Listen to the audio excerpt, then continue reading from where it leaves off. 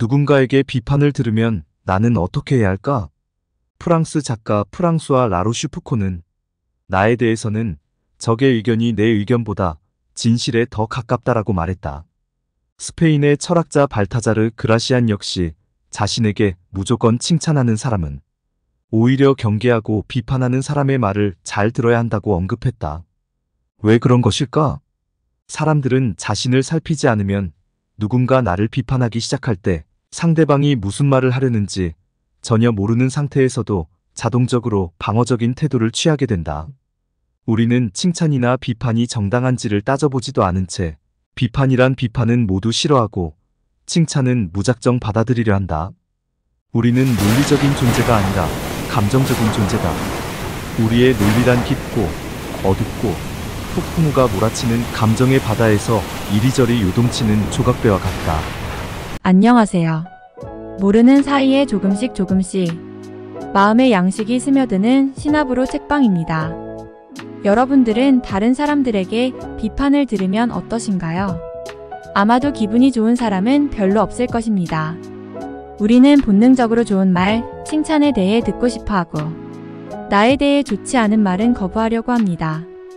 하지만 이런 비판이 오히려 나를 성장시키는데 도움이 되는 경우가 많습니다. 상대방이 나를 비판하여도 이에 대해 대처하는 방법은 없을까요? 데일 카네기는 저서 자기관리론을 통해 비판을 받아도 전혀 걱정할 필요가 없다고 말합니다. 자신이 상대방의 말에 상처를 잘 받는다고 생각하시는 분은 꼭 들어봐 주셨으면 합니다. 6부 비판을 받아도 걱정하지 않는 법. 1장 죽은 개를 걷어차는 사람은 없다. 지금은 윈저 공이 된 에드워드 8세는 왕세자 시절 그 사실을 뼈저리게 느꼈다. 그는 데번셔의 다트머스 대학에 다녔는데 당시 왕세자는 14살 정도였다. 하루는 해군 장교 한 사람이 왕세자가 우는 모습을 보고 무슨 문제가 있는지 물었다. 왕세자는 처음에 입을 다물었지만 결국 전말을 털어놓았다. 생도들이 그에게 발길질을 한 것이다.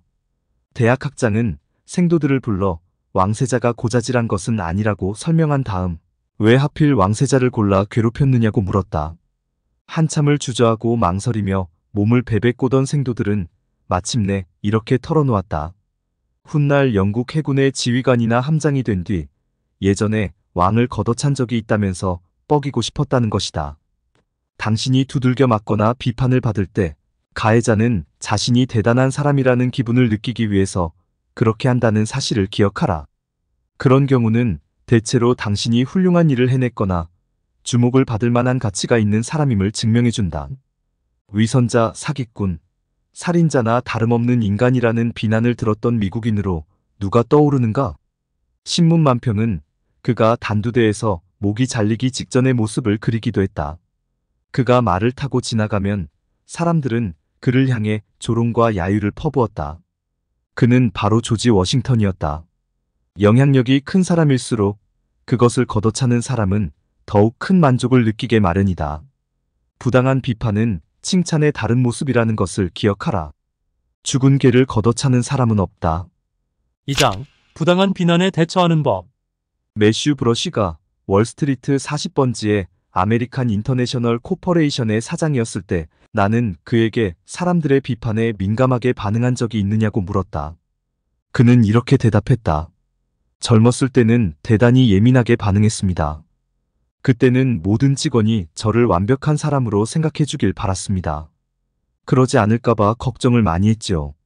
누군가가 저를 반대하는 목소리를 내면 그를 기쁘게 해주려고 애썼습니다. 하지만 그와 관계를 개선하느라 다른 문제가 생기면 다른 사람이 또 화를 내기 일쑤였습니다. 그러면 또 그 사람하고도 문제를 해결하려 합니다. 그렇게 벌떼처럼 많은 사람을 자극하게 됩니다. 결국은 개인적인 비판을 피하고자 다른 사람의 다친 마음을 어루만지려고 노력하면 할수록 더 많은 적이 생긴다는 사실을 깨닫게 되었습니다.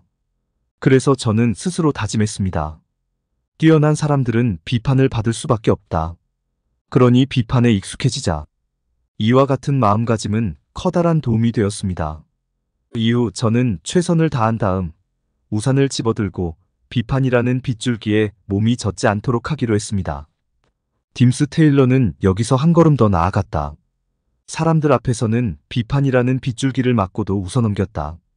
그가 진행하는 토요일 오후 라디오 프로그램에서 뉴욕 필하모닉 심포니 오케스트라 콘서트의 막간 해설을 들었던 한 여성은 편지를 보내 그를 거짓말쟁이, 배신자, 독사, 얼간이라고 불렀다. 다음 주 방송에서 테일러는 그 편지를 수백만 청취자들에게 읽어주었다. 인간과 음악에 관하여를 읽어보면 그녀는 며칠 후 다시 편지를 보내 당신은 여전히 거짓말쟁이, 배신자, 독사, 얼간이라고 말했다. 그러자 테일러는 이렇게 덧붙였다. 아마 내 이야기가 마음에 들지 않았던 모양이군요. 이런 식으로 비판에 대처하는 사람을 칭찬하지 않을 도리가 없다. 평정심과 흔들리지 않는 침착함, 그리고 유머 감각까지 갖춘 그가 존경스럽다. 사람들이 부당하게 비판하는 것을 막을 수는 없지만 나는 그보다 훨씬 중요한 일을 할 수 있다는 사실을 이미 깨달았다. 중요한 일이란 부당한 비판 때문에 마음 상할 것인가 아닌가를 결정하는 것이다. 모든 비판을 무시하라는 이야기가 아니다. 부당한 비판을 무시해도 좋다는 뜻이다. 비판을 받는다면 우산을 들어 비판이라는 빗줄기에 몸이 젖지 않게 하면 된다. 3장. 내가 저지른 바보짓들. 누군가 당신을 바보 멍청이라고 무시하면 어떨 것 같은가? 화가 나고 분한 마음이 들 것 같지 않은가? 링컨은 어떻게 했는지 살펴보자. 링컨 행정부의 국방장관 에드워드 스탠턴이 한 번은 링컨을 바보 멍청이라고 불렀다. 링컨이 자신의 업무에 개입해서 화가 났기 때문이다. 링컨은 어떤 이기적인 정치인의 비위를 맞춰주느라 한 연대의 이전 명령에 서명했다. 스탠턴은 명령을 거부하는 데서 그치지 않고 그런 명령을 내린 링컨을 바보 멍청이라고 불렀다. 어떤 일이 일어났을까? 스탠턴의 이야기를 전해 들은 링컨은 차분하게 말했다고 한다. 스탠턴이 나를 바보 멍청이라고 불렀다면 그 말이 맞겠지. 그는 매번 옳은 이야기를 하니까 말이야. 내가 직접 만나봐야겠어. 링컨은 실제로 스탠턴을 찾아갔다. 스탠턴은 잘못된 명령이라고 링컨을 설득했고 결국 링컨은 마음을 돌려 명령을 철회했다. 이처럼 링컨은 근거가 있고 도움을 주려는 진지한 마음에서 나온 비판이라면 모두 반기는 사람이었다. 당신과 나도 이런 비판을 기꺼이 받아들여야 한다. 우리는 4번 중 3번 이상 옳은 판단을 내리기가 어렵기 때문이다. 시어도어 루스벨트도 백악관에 있을 때 자신이 바라는 것은 고작 그 정도뿐이라고 말했다. 현존 인물 중에서 가장 심오한 사상가라고 할 수 있는 아인슈타인도 자신이 내린 결론 중 99%는 잘못된 것이었다고 털어놓았다. 내 개인 서류함에는 FTD라는 폴더가 있다. 내가 저지른 바보짓들의 줄임말이다. 그 폴더에는 내가 이제껏 저지른 어리석은 일에 대한 기록이 보관되어 있다. FTD 폴더를 열어 자신에 대한 비판을 읽을 때마다 앞으로 내가 직면하게 될 커다란 문제, 곧 데일 카네기를 어떻게 관리해야 할까? 를 해결하는 데 많은 도움이 될 것이라고 생각한다. 나는 문제가 생길 때마다 다른 사람들을 탓했다. 하지만 나이가 들어가면서 그리고 개인적인 바람이기는 하지만 지혜를 갖게 되면서 불행의 원인이 대부분 나 자신이라는 사실을 깨달았다. 많은 사람이 나이가 들어가면서 이런 사실을 깨닫는다.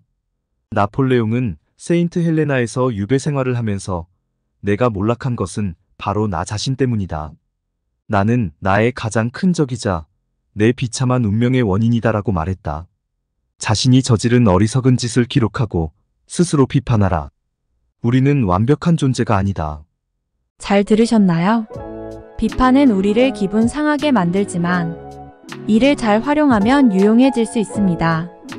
카네기의 저서를 통해 비판을 받아도 걱정하지 않는 법은 다음과 같습니다. 1. 부당한 비판은 칭찬의 다른 모습이다. 그것은 누군가 당신을 부러워하며 질투한다는 뜻이다. 죽은 개를 걷어차는 사람은 없다는 사실을 기억하라. 2. 할 수 있는 대로 최선을 다한 후 우산을 들어 비판이라는 빗줄기에 몸이 젖지 않도록 하라. 3. 자신이 저지른 어리석은 짓을 기록하고 스스로를 비판하라. 우리는 완벽한 존재가 아니므로 공정하고 유익하며 건설적인 비판을 요청하라. 카네기는 부당한 비판에 대해 긍정적으로 말하였지만 제 생각은 비판을 받아들이는 게 쉽지 않다고 봅니다. 사람의 마음속에는 논리보다는 감정이 앞서기 때문입니다. 하지만 비판을 통해 나를 더 성장시킬 수 있는 계기로 활용한다면 큰 도움이 될 수 있습니다. 이 영상을 시청하신 여러분은 어제보다 더 나은 오늘이 될 것입니다. 이상 신압으로 책방이었습니다. 안녕.